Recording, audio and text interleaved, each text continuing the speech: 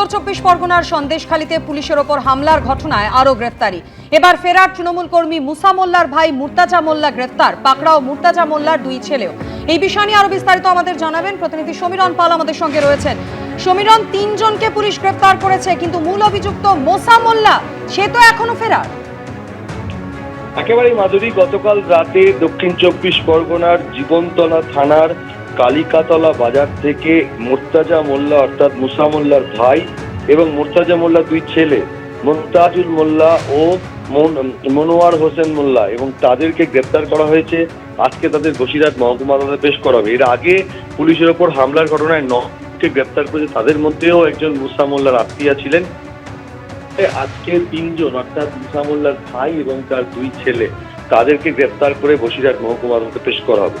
এখনো পর্যন্ত মুসা মোল্লার কোনো হদিশ পাওয়া যায়নি।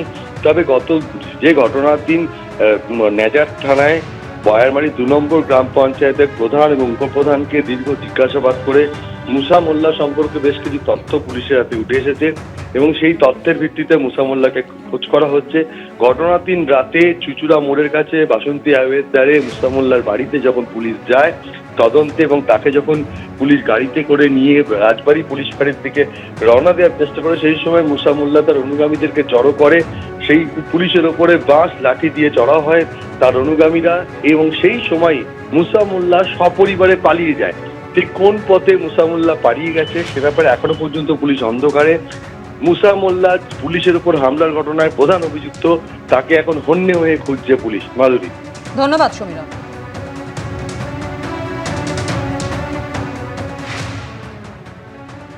স্বরূপনগরে প্রকাশ্যে এলো তৃণমূলের গোষ্ঠী কোন্দল। তৃণমূল বিধায়ক বীণা মণ্ডলের বিরুদ্ধে পড়ল ফ্লেক্স। স্বরূপনগরের বালতি নিত্যানন্দকাটি পঞ্চায়েত এলাকায় কেক কেটে কালা দিবস পালন করলেন তৃণমূলের নেতাকর্মীদের একাংশ।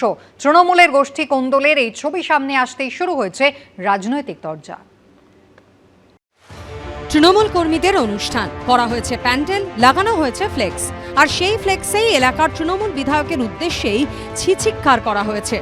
বিধানসভা ভোটের আগে এভাবেই তৃণমূলের কোন্দল প্রকাশ্যে চলে এলো উত্তর 24 পরগনার স্বরূপনগরে। তৃণমূল বিধায়ক বীণা মণ্ডলের বিরুদ্ধে লাঞ্ছনার অভিযোগ তুলেছেন এলাকারই তৃণমূল কর্মীদের একাংশ। প্রতিবাদ জানাতে অভিনব কালা দিবস পালন করলেন বালতি নিত্যানন্দকাঠি অঞ্চলের বেশ কয়েকজন তৃণমূল নেতা ও কর্মী। ঘটা করে কাটা হলো কেকও। সেই কর্মসূচিতে সামিল হন খোদ তৃণমূলের পঞ্চায়েত উপপ্রধানও। দাবি উঠল আসন্ন বিধানসভা ভোটে তৃণমূলের প্রার্থী বদলের। বীণা মণ্ডল ধিক্কার, বীণা মণ্ডল ধিক্কার, ধিক্কার, বীণা মণ্ডল ধিক্কার। আমি বলতে চাইছি যে স্বরূপনগরে নতুন মুখ কেউ আসুক, আর আমরা এই এমএলএ কে আর চাচ্ছি না। এমএলএর জন্যই, নিজের স্বার্থের জন্যই সবকিছু করছে। কিন্তু দলের বিধায়কের বিরুদ্ধেই কেন এই প্রতিবাদ? তৃণমূল কর্মীদের একাংশের দাবি, বিভিন্ন সময় তৃণমূল বিধায়ক বহু তৃণমূল কর্মীর বিরুদ্ধে মিথ্যে মামলা দিয়েছেন। তাদের দাবি গত বছর জানুয়ারিতে 9 জন তৃণমূল কর্মীর নামে মিথ্যে মামলা করেন বিধায়ক, আর তারই প্রতিবাদ জানাতে উদযাপনের মাধ্যমে এমন অভিনব কালা দিবস পালন করলেন তারা। মঞ্চে তৃণমূল কর্মীদের বিরুদ্ধে বিভিন্ন মামলার তালিকাও দেওয়া হয়েছে।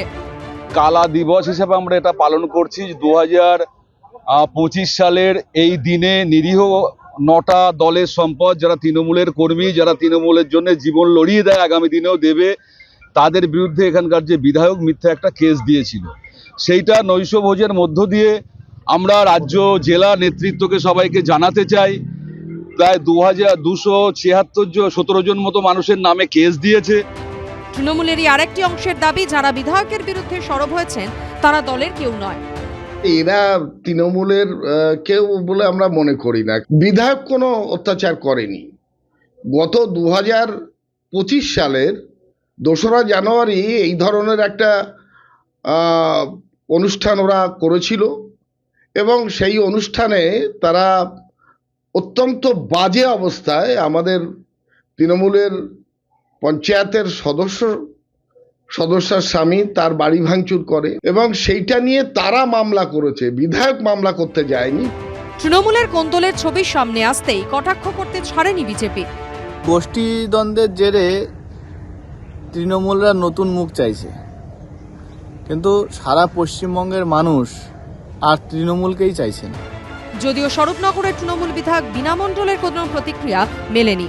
সমীরণ পালের রিপোর্ট, এবিপি আনন্দ, উত্তর 24 পরগনা। এদিকে কংগ্রেসে ফিরেই কটাক্ষ শুনতে হলো মৌসম বেনজির নূরকে। শনিবারই তৃণমূল ছেড়ে কংগ্রেসে ফেরেন গনি খান পরিবারের সদস্য মৌসম, আর তারপর রবিবারই তাকে সুখের পায়রা বললেন মালদার কংগ্রেস নেতা ও জেলা পরিষদের সদস্য আব্দুল হান্নান। তদন্ত করে দেখব ফোনে এবিপি আনন্দকে বললেন ঈশা খান চৌধুরী। মালদা জেলা কংগ্রেসের দ্বন্দ্ব যখন সামনে চলে এসেছে তখন কটাক্ষ করতে ছাড়েনি তৃণমূল কংগ্রেসও, যদিও গোটা বিষয়টি নিয়ে মৌসম বেনজির নূরের প্রতিক্রিয়া এখনো পর্যন্ত পাওয়া যায়নি। শনিবার দিল্লিতে তৃণমূল ছেড়ে কংগ্রেসে প্রত্যাবর্তন হয়েছিল গনি খান পরিবারের সদস্য মৌসম বেনজির নূরের। তার 24 ঘন্টার মধ্যেই বেসুরো বাজল মালদার কংগ্রেস নেতৃত্বের একাংশ। মৌসম বেনজির নূরকে সুখের পায়রা বলে কটাক্ষ করলেন মালদা জেলা পরিষদের কংগ্রেস সদস্য আব্দুল হান্নান। আমি মনে করি উনি কংগ্রেসের আসল লোক নয়, উনি যেদিকে সুবিধাবাদী সেখানেই গিয়েছিলেন, আবার সুবিধা আসতে চলেছে বলে উনি চলে এলেন। যে সুখের পায়রা হয়, যেখানে সুখ পায় সেখানেই থাকে। 2019-এর লোকসভা ভোটের ঠিক আগে কংগ্রেস ছেড়ে তৃণমূলে যোগ দিয়েছিলেন মৌসম। তাকে তৃণমূলের সাধারণ সম্পাদকের দায়িত্ব দেওয়া হয়। পরে মালদা জেলার সভানেত্রী হন তিনি, তৃণমূলের রাজ্যসভার সাংসদও হন। গত 29শে ডিসেম্বর মালদা জেলায় দলের কোঅর্ডিনেটর হিসাবে মৌসম বেনজির নূরকে হবিবপুর, সুজাপুর, মোথাবাড়ি ও বৈষ্ণবনগর এই 4 বিধানসভা কেন্দ্রের দায়িত্বও দেয় তৃণমূল। কিন্তু এর 5 দিনের মাথায় এই শনিবার কংগ্রেসে যোগ দেন মৌসম বেনজির নূর। मुझे लगता है कि बंगाल में भी एक चेंज आना चाहिए। कांग्रेस बहुत सेक्युलर ओपन माइंडेड पार्टी है। मैं चाहती हूँ कि बंगाल में चेंज आए, परिवर्तन आए और वो चेंज मुझसे शुरू हो। পলিটিক্যাল এনিমি কারা হবে, মানে আপনি কংগ্রেসকে শক্তিশালী করতে গেলে প্রধান এনিমি, পলিটিক্যাল এনিমি কারা হতে পারে? আমাদের কংগ্রেসের যেটা প্রথম থেকে শেষ পর্যন্ত প্রধান বিরোধী সবসময় বিজেপি রয়েছে, বিজেপি থাকবে। কিন্তু কংগ্রেসে ফিরতেই দলের অন্দরে কটাক্ষের শিকার হতে হলো মৌসম বেনজির নূরকে। কংগ্রেসের লাভ লোকসান তো দূরের কথা, আমরা মনে করি কংগ্রেস ছিল, এখনো আছে, আগামীতেও থাকবে। যেমন উনি ছিলেন না, তা আমাদের সাংসদ বেড়েছে, আমাদের সাংসদ অল ইন্ডিয়া বেসিসে বেড়েছে। 42টা ছিল, প্রায় 99টা হয়েছে। কিন্তু উনি এসে যে 542টা হয়ে যাবে আমার মনে হয় না। দুঃখের সময় যদি না থাকে তাকে আমি মনে করি না যে ও কংগ্রেসের একজন সৈনিক বা কংগ্রেসের একজন আসল লোক। অবাক আছি যে উনি এভাবে কথা বলেছেন। মৌসুমকে আনার দুটো কারণ, একটা হচ্ছে মালদার দলটা এক হয়ে যান, মানে পরিবার যাতে এক হয়ে যান। আমার একটা ডিসিশন, এটা হাইকমান্ডও ইনভলভ আছে, ওটা কংগ্রেস, জাতীয় কংগ্রেস দলের ডিসিশন, আমাকে মানাবার উচিত। তো উনি কেন এরকম বলেছেন, আমি মালদা এসে কিছুদিনের মধ্যে তো আসছি, আমি অবশ্যই বিষয়টা তদন্ত করব। মৌসম বেনজির নূরকে ফেরানো নিয়ে কংগ্রেসের অন্দরে দ্বন্দ্ব সামনে চলে আসায় আক্রমণ করতে ছাড়েনি তৃণমূলও। মমতা বন্দ্যোপাধ্যায় যেদিনকে তার মা রুবিনুর প্রয়াত হয়েছিলেন, সেদিনকে বিধায়িকার যে নির্বাচন, সেখানে কিন্তু তৃণমূল কংগ্রেস প্রার্থী দেয়নি তার মাকে সম্মান জানানোর জন্য। সেগুলো ভুলে গেলেন মৌসম নূর। আজকে তিনি শুভেন্দু অধিকারীর হাতে তামাক খেয়ে কংগ্রেসে জয়েন করলেন, মমতা বন্দ্যোপাধ্যায়কে ভুল বুঝিয়ে রাজ্যসভার সাংসদ হয়ে 6 বছর ধরে রাজ্যসভার সুবিধা ভোগ করলেন। এরা সুবিধাবাদী। আমরা দেখিনি মৌসম নূরকে কোনোদিন তৃণমূল কংগ্রেসের জন্য লড়াই আন্দোলন সংগঠিত করতে। এরা শুধুমাত্র নিতে এসছেন। কংগ্রেসে ফিরে কটাক্ষের মুখে পড়লেও এখনো এ নিয়ে মৌসম বেনজির নূরের কোনো প্রতিক্রিয়া মেলেনি। এবিপি আনন্দ। এবিপি আনন্দ, এগিয়ে থাকে, এগিয়ে রাখে।